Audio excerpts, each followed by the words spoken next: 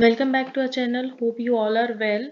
Today's our topic is story writing with an outline. As I have already discussed how to write a story, the steps I have already discussed in the previous video. If you have not watched till, click the I button and go through that video.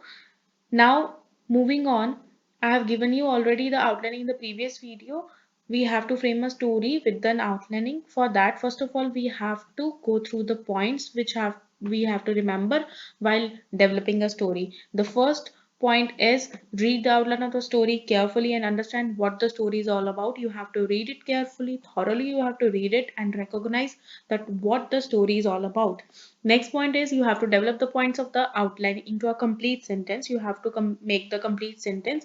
Either it can be a simple sentence, complex or compound, any kind of sentence you can frame from it.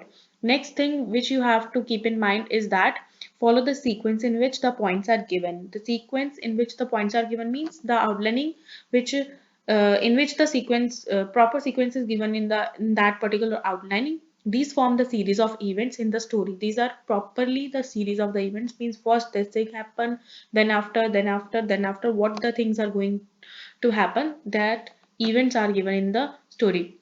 You have to follow that sequence. Don't omit any part of the outlining. Don't remove any part of the outline, any sentence. This can make your story a boring one, or it cannot create any type of interest in it. Next is don't include any unnecessary unrelated events in the story. कोई भी unrelated event या unnecessary चीज आपको add नहीं करनी है story में, ताकि आपकी स्टोरी एक अट्रैक्टिव और एक effective look they.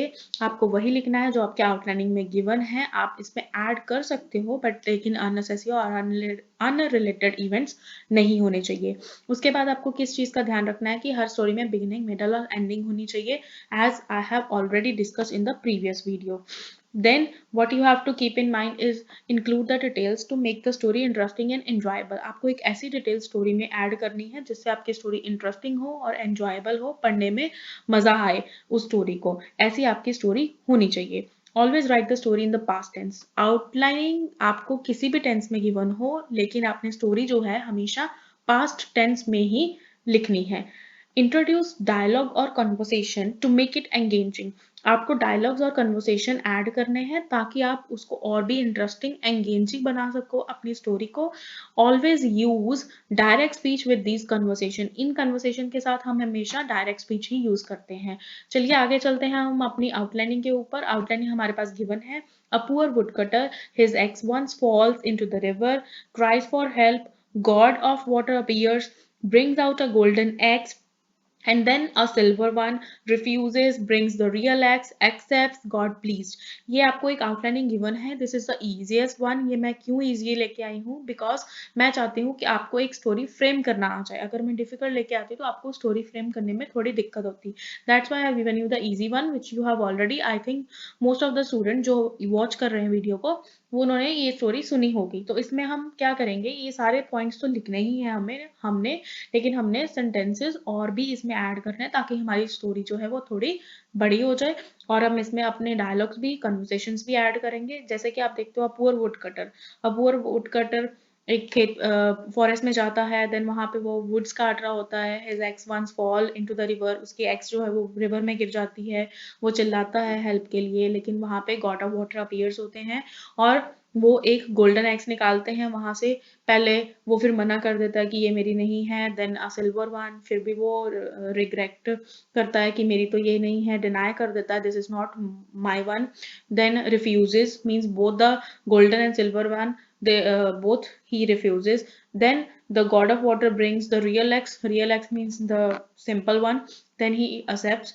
and this thing, इस चीज को देख कर जो गॉड ऑफ वाटर है वो बहुत ही उनको अच्छा लगता है कि ये जो है ईमानदारी दिखा रहा है, एंड गॉड प्लीज्ड। और उसके बाद हमें इस स्टोरी का टाइटल लिखना है और इस स्टोरी का मॉरल भी मेंशन करना है। Moving next to the solution of the story, right? Developing a story। once a woodcutter was cutting the tree at the bank of the river के पास वो पेड़ काट रहा था। by chance his axe fell into the water। उसकी जो x है पानी में गिर जाती है। he began to weep, रोने लगता है। lord mercury heard his cries। lord mercury जो है मीन्स जो गॉड ऑफ वाटर है, वो इसकी रोना जो उसको सुनाई देता है। he appeared before him and said, वो उनके पास आते हैं और बोलते हैं why are you weeping, see now this is the direct speech, क्योंकि गॉड जो बोल रहे हैं वही डायरेक्टली हमने यहाँ पे लिखा है, and direct speech is always in the inverted commas. The woodcutter told him the whole story, पूरी कहानी वो बताता है। The Lord dived means पानी में कूदते हैं। Soon he came out with a golden axe, पहले वो golden लेके आते हैं। The woodcutter said, Sir, it is not my axe. My axe was not so beautiful. Again, it is a direct speech कि directly जो उसने dialogues बोले हैं वही हमने यहाँ पे add करा है कि ये मेरी नहीं है, मेरी इतनी सुंदर नहीं है। Then the Lord dived again, फिर से वो जाते हैं पानी में। This time he came out with a silver axe, इस बार वो एक silver axe लेके आते हैं। The woodcutter said, Sir, it is not mine. My axe was not so shiny. Again a direct speech, a dialogue is there कि मेरी axe जो है वो इतनी shiny, इतनी चमकदार नहीं है। फिर उसके बाद क्या होता है कि the lord dived for the third time जब वो जाते हैं पानी में, he came out with an iron axe के साथ आते हैं। The wood cutter felt very happy, बहुत खुश होता है। He said this is mine, how should I thank you, मैं कैसे आपका शुक्रिया अदा करूं। The lord pleased at his honesty, उसको इसकी ईमानदारी पर बहुत अच्छा लगता है।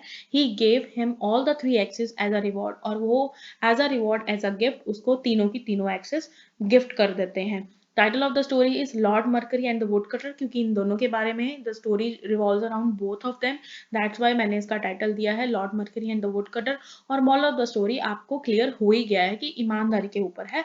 Then the moral of the story is honesty is the best policy. I hope आपको ये वीडियो अच्छी लगी होगी और आपको कुछ सीखने को मिला होगा। अगर हाँ तो please like, share and subscribe my channel.